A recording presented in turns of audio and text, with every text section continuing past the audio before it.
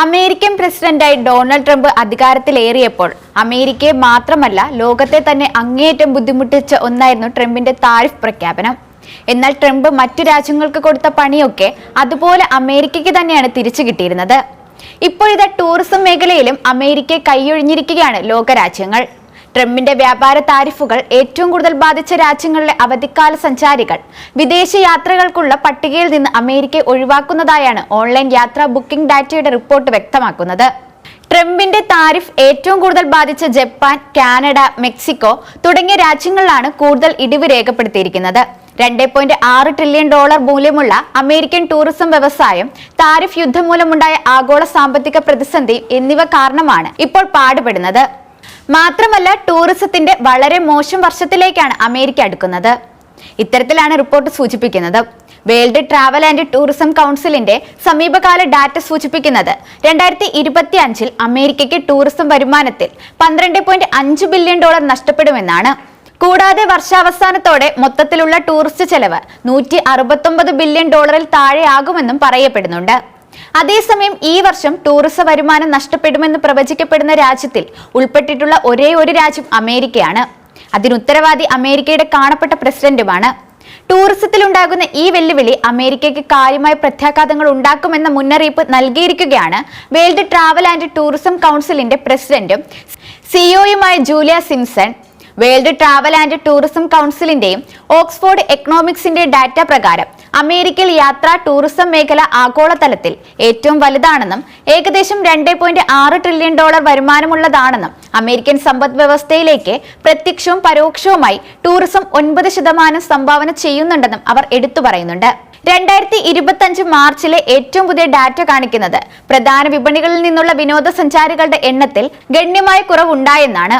United കിങ്ഡത്തിൽ നിന്നുള്ള വിനോദസഞ്ചാരികളുടെ എണ്ണം വർഷം തോറും 15% കുറഞ്ഞിട്ടുണ്ട്. ജർമ്മനിയിൽ 28%, ദക്ഷിണ കൊറിയയിൽ 15% എന്നിങ്ങനെയും കുറഞ്ഞിട്ടുണ്ട്.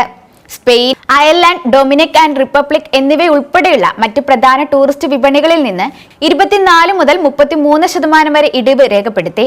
വരുമാനത്തിലെ ഇടിവ് അമേരിക്കയുടെ എല്ലാ മേഖലകളെയും ഒരുപോലെ ബാധിക്കില്ല. പക്ഷേ അമേരിക്കയുടെ പ്രധാന നഗരങ്ങളെയും ന്യൂയോർക്ക് സിറ്റി പോലുള്ള കനേഡിയൻ അതിർത്തിയിലെ വിനോദസഞ്ചാര മേഖലകളെയും ഇത് സാരമായി ബാധിക്കും. ന്യൂയോർക്ക് ഗവർണർ കാത്തി ഹോച്ചുൾ വെളിപ്പെടുത്തിയതനുസരിച്ച് ഈ കുറഞ്ഞു വരുന്ന കണക്കുകൾ സംസ്ഥാനത്തിന്റെ വടക്കൻ പ്രദേശങ്ങളിലേക്കും വ്യാപിക്കുന്നുണ്ട്. അതായത് കാനഡയിലെ ഒട്ടാവായ്ക്കും മോൺട്രിയലിന് സമീപമുള്ള അപ്ഡേറ്റഡ് ന്യൂയോർക്കിലെ ഏകദേശം 66% ടൂറിസം ബിസിനസ്സുകളിലേക്കും ഈ വർഷം കനേഡിയൻ ബുക്കിങ്ങുകളിൽ നിന്ന് ഗണ്യമായ ഇടിവ് രേഖപ്പെടുത്തിയിട്ടുണ്ട്. ട്രംപിന്റെ കാനഡ മോഹമാണ് ഈ ഇടിവിന് പിന്നിലെ കാരണം. വിനോദസഞ്ചാര മേഖലയിലെ മാന്ദ്യം കണക്കിലെടുത്ത് സംസ്ഥാനത്തെ 26% ബിസിനസ്സുകളും ഇതിനകം ജീവനക്കാരെ കുറച്ചിട്ടുമുണ്ട്. സ്ഥിതി കൂടുതൽ വഷളാകുമെങ്കിൽ അമേരിക്കൻ ടൂറിസം കോവിഡിന് മുൻപുള്ള നിലയിലേക്ക് പൂർണ്ണമായും വീണ്ടെടുക്കാൻ കുറഞ്ഞത് 2030 വരെ എടുക്കുമെന്നാണ് world travel and tourism council നിലവിൽ കണക്കാക്കുന്ന കാര്യം.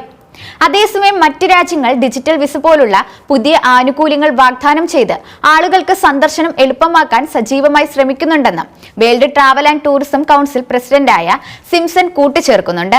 ഇന്ത്യയും മിഡിൽ ഈസ്റ്റും ചൈനയും യൂറോപ്പും എല്ലാം അഭിവൃദ്ധി പ്രാപിക്കുന്നുണ്ടെന്നും പിന്നോക്കപ്പെടുകയും പരാജയപ്പെടുകയും ചെയ്യുന്നത് അമേരിക്കക്കാർ മാത്രമാണെന്നുമാണ് സിംസൺ പറയുന്നത്. അമേരിക്കൻ സാമ്പത്തിക സ്ഥിതിയെ വളരെയധികം പിന്തുണയ്ക്കുന്ന ഒരു മേഖലയാണ് ടൂറിസം എന്നത്. അമേരിക്കയിൽ സന്ദർശനം നടത്തുന്ന ആളുകൾ ഓരോ സന്ദർശനത്തിനും ശരാശരി $400 ചിലവാക്കുന്നുണ്ട്. അതുമാത്രമല്ല, ടൂറിസത്തിന് കീഴിലുള്ള തൊഴിൽ വിപണിയെയും ഇത് കാര്യമായി തന്നെ ബാധിക്കും. വേൾഡ് ട്രാവൽ ആൻഡ് ടൂറിസം കൗൺസിലിന്റെ കണക്കനുസരിച്ച് അമേരിക്കയിൽ ജോലികളിൽ ഏകദേശം 10% യാത്രാ വ്യവസായവുമായി ബന്ധപ്പെട്ടിരിക്കുന്നവയാണ്. അതുകൊണ്ട് തന്നെ അന്താരാഷ്ട്ര യാത്രയിൽ തുടർച്ചയായ ഇടിവ് 2,30,000-ലധികം തൊഴിലവസരങ്ങൾ നഷ്ടപ്പെടാൻ ഇടയാക്കുമെന്നാണ് സാമ്പത്തിക ഗവേഷണ സ്ഥാപനം പറയുന്നത്. ഇതനുസരിച്ച് ഡൈനിങ്, ലോഡ്ജിംഗ് വ്യവസായങ്ങൾ മുതൽ അന്താരാഷ്ട്ര സന്ദർശകർ സാധാരണയായി ഗതാഗതം, വിനോദം എന്നീ മേഖലകളെ സ്വാധീനിക്കുന്നുണ്ട്. അവരുടെ എണ്ണം കുറയുമ്പോൾ മുഴുവൻ സാമ്പത്തിക ശൃംഖലയും പിരിമുറുക്കത്തിലാകുന്നുമുണ്ട്. ഹോസ്പിറ്റാലിറ്റി, റീറ്റെയിൽ, ലോജിസ്റ്റിക്സ്, പ്രാദേശിക സേവനങ്ങൾ എന്നിവയുൾപ്പെടെ ഒന്നിലധികം വ്യവസായങ്ങളിൽ ഈ ആഘാതം വ്യാപിക്കുകയും GDP വളർച്ചാ സാധ്യത കുറയുകയും ചെയ്യുന്നുവെന്ന് യുണീക്സ് റിപ്പോർട്ടും പറയുന്നു. കൂടാതെ നികുതി വരുമാനത്തെയും ഇത് ബാധിക്കുന്നുണ്ട്. അന്താരാഷ്ട്ര വിനോദസഞ്ചാരികൾ അമേരിക്കൻ മണ്ണിൽ ഇറക്കുന്ന ചെലവുകൾ കുറയുന്നതിനാൽ ഫെഡറൽ, സംസ്ഥാന, തദ്ദേശ സർക്കാരുകൾക്ക് വിൽപ്പന, താമസം, ബിസിനസ് നികുതി എന്നിവയിൽ നിന്ന് കോടിക്കണക്കിന് പണം നഷ്ടമാകാനുള്ള സാധ്യതയും കൂടുതലാണ്. GDP-യുടെ കാര്യത്തിൽ ഇത് അമേരിക്കൻ സമ്പദ് വ്യവസ്ഥയെ കാര്യമായി തകർക്കാൻ പോകുന്നില്ലെങ്കിലും തൊഴിലിന്റെ കാര്യത്തിൽ ഇത് അമേരിക്കയെ കാര്യമായി തന്നെ ബാധിക്കുമെന്ന് മുന്നറിയിപ്പ് നൽകിയിട്ടുണ്ട്. അന്താരാഷ്ട്ര ടൂറിസം മങ്ങുന്നതിനനുസരിച്ച് അതിന്റെ പ്രത്യാഘാതങ്ങളും അമേരിക്കയിൽ കണ്ടു തുടങ്ങും. പാൻഡമിക് കാലഘട്ടത്തിലെ യാത്രാ വിലക്കുകളിൽ നിന്നും അനിശ്ചിതത്വത്തിൽ നിന്നും കരകയറി തുടങ്ങിയ അമേരിക്കൻ ടൂറിസം മേഖലയ്ക്ക് പെട്ടെന്നാണ് വീണ്ടും ഒരു തിരിച്ചടി കിട്ടിയിരിക്കുന്നത്. നിലവിലെ സ്ഥിതി തന്നെ ഇനിയും തുടരുകയാണെങ്കിൽ അമേരിക്കൻ ടൂറിസം സ്തംഭിക്കുന്ന നിലയിലേക്ക് പോകാൻ അധികം വൈകില്ല. അത് അമേരിക്കൻ സമ്പദ് വ്യവസ്ഥയും തകിടം മറിച്ചേക്കാം.